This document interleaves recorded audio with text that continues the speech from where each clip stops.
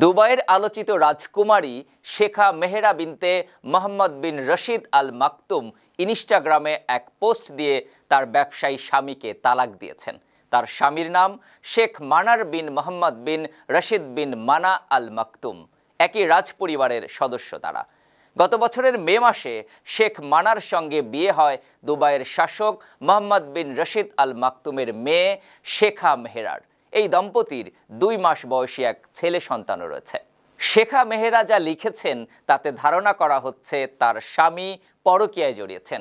নিজেকে আর শেখ মানারের স্ত্রী নয় বলেও দাবি করেন তিনি। ইনস্টাগ্রামে শেখা মেহেরা লিখেছেন, প্রিয় স্বামী, আপনি অন্য সঙ্গী নিয়ে আছেন, তাই আমি আপনাকে তালাক দিলাম। তালাক তালাক তালাক। ভালো থাকবেন, আপনার সাবেক স্ত্রী। গত 1 বছরের বেশি সময় জুড়ে ইনস্টাগ্রামে তার স্বামীর সঙ্গে যেসব ছবি পোস্ট করা ছিল সব ছবি মুছে দিয়েছেন শেখা মেহেরা।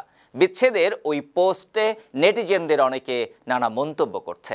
অনেকে বলছে ইনস্টাগ্রাম হয়তো হ্যাকারের খপ্পরে পড়েছে, আবার কারো দাবি সত্যিই ঘটেছে এই ঘটনা। আর কেউ কেউ প্রশ্ন তুলেছেন, ইসলামী বিধি অনুযায়ী এভাবে তালাক দেওয়া যায় কিনা।